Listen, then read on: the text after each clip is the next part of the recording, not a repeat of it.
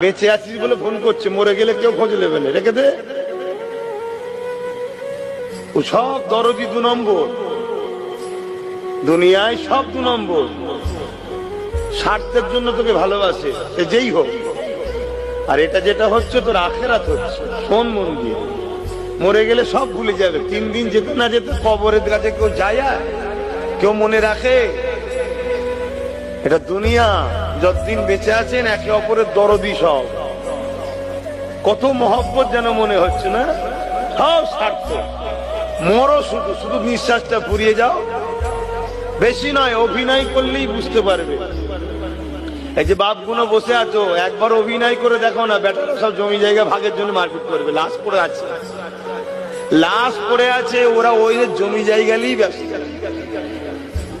শুনছো কি বললাম? হ্যাঁ, ওরম করুন।